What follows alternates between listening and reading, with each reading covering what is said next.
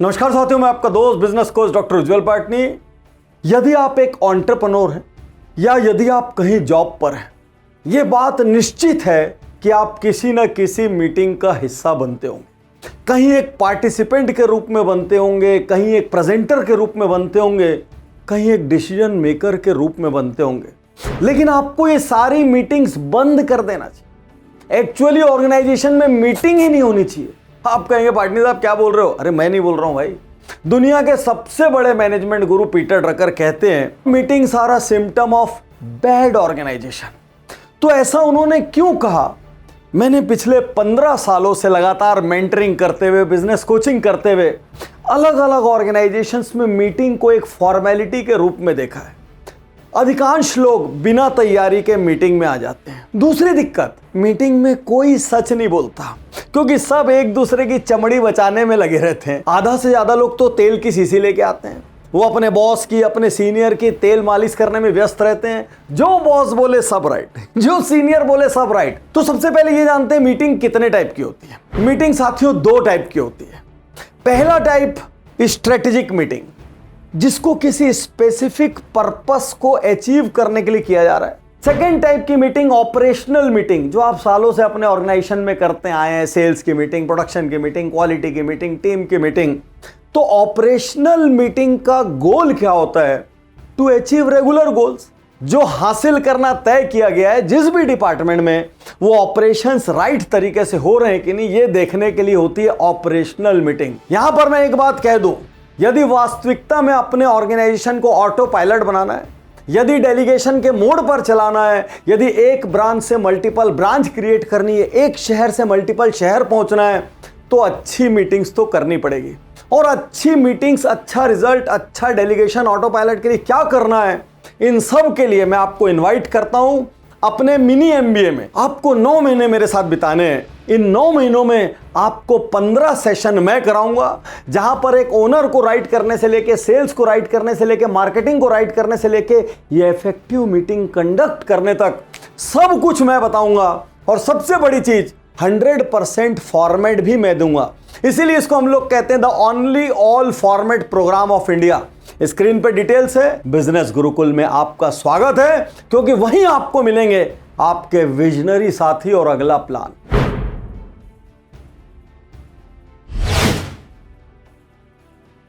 अक्सर आपने देखा होगा, कोई एक कहता है मैं 5 मिनट बाद आ रहा हूं, कोई कहता है मेरा एक काम बचा है, मैं उसको फिनिश करके आ रहा हूं। जब तक वो चौथा, पांचवा, छठवां आदमी आता है, तब तक पहले दूसरे आदमी को कोई दूसरा काम याद आ जाता है। वो फोन पकड़ लेता है और एक दूसरे को असेंबल करने में ही आधी मीटिंग की बैंड बज जाती है और टाइम निकल जाता है। चाहे कुछ भी हो जाए, always start the meeting on time. यहां पे एक आध ज्ञानी ऐसा भी होगा जो पूछेगा मेरा आना जरूरी है क्या? यहां पर एक आध ज्ञानी ऐसा भी होगा, मेरे बदले उसको भेज देते ना, उसको समझा दीजिएगा। ये ज्ञानी वायरस हैं, क्योंकि यही आपके ऑर्गेनाइजेशंस को पीछे लेकर जा रहे हैं।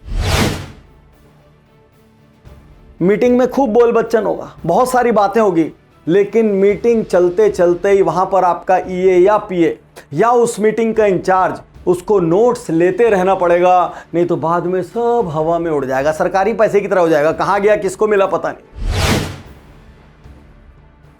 कई ज्ञानी ऐसे रहते हैं जो मीटिंग में खूब बात करते हैं। वो काम करे चाहे नहीं करे, वो हो सकता है एक ही बात को 25 बार रिपीट करें, उनके लिसनिंग का बटन पूरी तरीके से बंद हो, उनको कुछ सुनाई ना देता हो, उनको लगता हो मैं जो बोल रहा हूं वही राइट है, और बार बार वो बात को रिपीट करते जाएंगे और मीटिंग किल हो जाएगी। तो सबको एक फिक्स टाइम मिलना चाहिए। यदि फिक्स टाइम में आपने बात रख ली तो रख ली, नहीं तो अपना मुंह बंद करिए और बैठ जाइए एक साइड। यदि मोबाइल बंद करना है तो बंद ही करना है। रिचर्ड ब्रैंसन जैसे लोगों ने अपनी मीटिंग्स के अंदर मोबाइल लाने पर बैन लगा दिया है, क्योंकि धीरे धीरे आदमी वहीं पर बैठा हुआ व्हाट्सएप का जवाब देगा, वहीं पर बैठा हुआ फेसबुक का जवाब देगा, और बाद में अचानक बीच में पूछेगा क्या बोले, जरा फिर से बोलना, मेरे को कुछ समझ में नहीं आया। तो ऐसे वायरस से उनका मोबाइल छीन के बाहर जमा करा दीजिए, तो ही मीटिंग जिंदा रहेगी। जितने लोग मीटिंग में आ रहे हैं उनको पहले से टॉपिक ऑफ डिस्कशन पता रहना चाहिए, उनको उनका रोल पता रहना चाहिए। यहां तक कि बॉस, चेयरमैन, MD, CEO ये भी अनप्रिपेयर्ड नहीं आ सकते।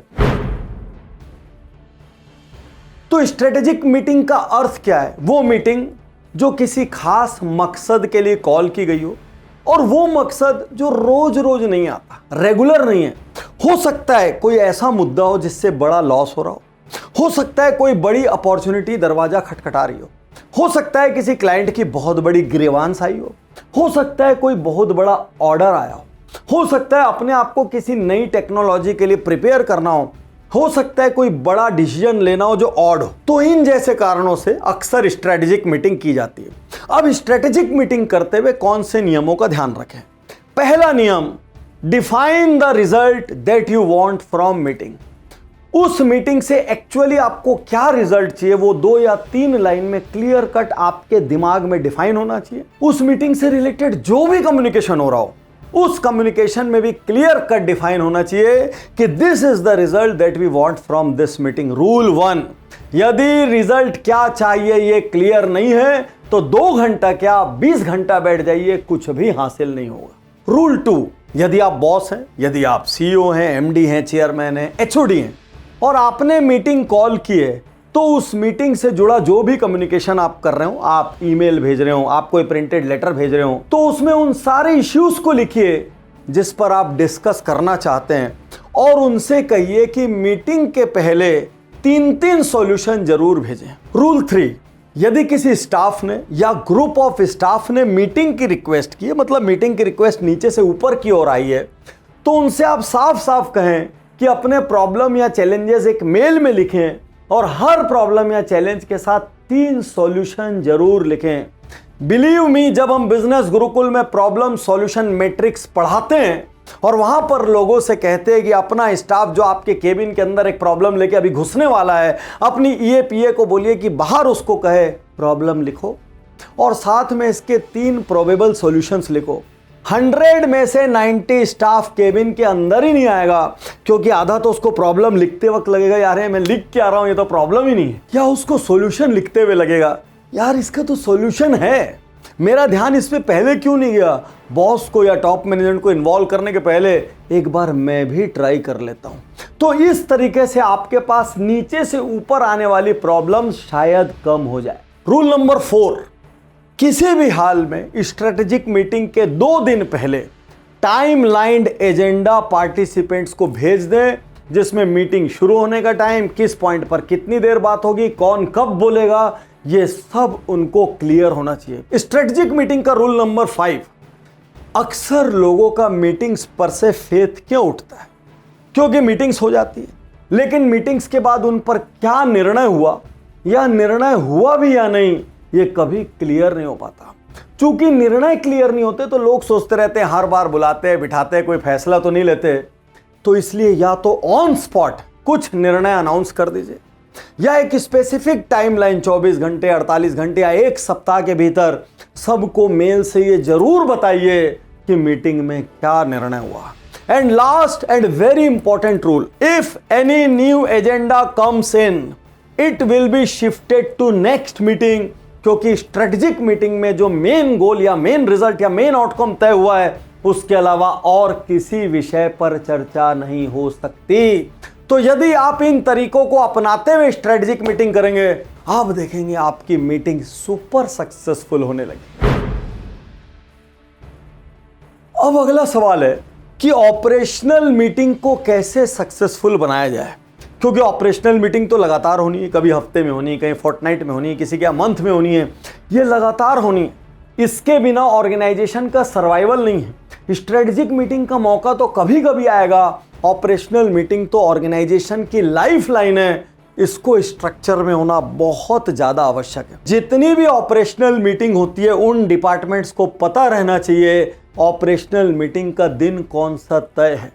ऑपरेशनल मीटिंग कभी भी अचानक नहीं होनी चाहिए, ऑपरेशनल मीटिंग अपने तय टाइम पर होनी चाहिए और ऑपरेशनल मीटिंग की सारी जानकारी डिपार्टमेंट को एडवांस में होनी चाहिए। तो जो भी HOD, unit head, team head report present करेगा, उसको मैं जो बिंदु बता रहा हूं उस पर रिपोर्ट प्रेजेंट करना चाहिए। सबसे पहला बिंदु, what goal I took in last meeting. तो लास्ट मीटिंग में मैंने क्या गोल लिए थे, ताकि लोगों को कोई बेंचमार्क तो मिले कि ओके फाइन, पिछली मीटिंग में ये फैसला हुआ था। वो बिल्कुल रिटर्न फॉर्मेट में आना चाहिए। वो पेपर फॉर्मेट में आ रहा है तो उसकी कॉपी सबको बंटनी चाहिए। यदि कोई प्रोजेक्टर लगा हुआ तो प्रोजेक्टर में माई गोल ऑफ लास्ट मीटिंग बहुत क्लियर कट आना चाहिए। नाउ सेकंड कौन सा बिंदु होना चाहिए? What have I achieved? मैंने एक गोल लिया था, उसमें से कितना हासिल किया। यदि ओवर अचीव किया तो भाई तालियां बजा के अपना रहस्य शेयर करो, और यदि अंडर अचीव किया तो तीसरा बिंदु आ जाता है, what are the challenges that I am facing. कई बार ओवर अचीवर भी ये बताता है कि कौन से चैलेंजेस मेरे को आ रहे हैं, यदि ये चैलेंजेस सॉल्व कर दिए जाएं तो मैं और ज्यादा रिजल्ट लेके आ सकता हूं। चौथा बिंदु, do I need any support from anyone here? क्योंकि कभी कभी आदमी को लगता है मुझे मेरी टीम से सपोर्ट नहीं मिल रहा है, मुझे क्रॉस डिपार्टमेंटल सपोर्ट नहीं मिल रहा है। अक्सर मार्केटिंग के बीच और प्रोडक्शन के बीच एक लड़ाई होती है, और प्रोडक्शन वाला हमेशा कहता है जो माल बना पड़ा है यार उसका ऑर्डर लेके आओ ना, और मार्केटिंग वाला कहता है मैं ऑर्डर ले लेके आ रहा हूं, प्रोडक्शन वाला माल ही नहीं दे पा रहा है। प्रोडक्शन वाला इन्वेंट्री की बैंड बजाता है, यार मार्केटिंग वाला ऑर्डर लाके यहां पटक देता है, आपके पास इन्वेंट्री नहीं, आपके पास रॉ मटेरियल नहीं, हम कैसे बना के दें। और फाइनेंस वाला वो सब पे हल्ला मचाता है, सब तरफ से ऑर्डर फेल हो रहे हैं, कहीं पैसे रिफंड करने पड़ रहे हैं, कई कस्टमर से गालियां सुननी पड़ रही है। तो इंटर डिपार्टमेंटल सिनर्जी या कोलैबोरेशन इस बिंदु में कवर होता है, do I need any support from anyone, और वहीं पर वो बताता है मेरी क्या एक्सपेक्टेशन है, दूसरा बताता है क्या चैलेंज, और वहीं की वहीं कोई सॉल्यूशन निकलता है। और लास्ट बिंदु, what is my goal for next week. तो आपने पिछले गोल से शुरू किया, उसमें क्या हासिल किया, क्या खोया, क्या पाया, और अगले बार के लिए मेरा कौन सा गोल है, अगला हफ्ता हो, अगला फोर्टनाइट हो।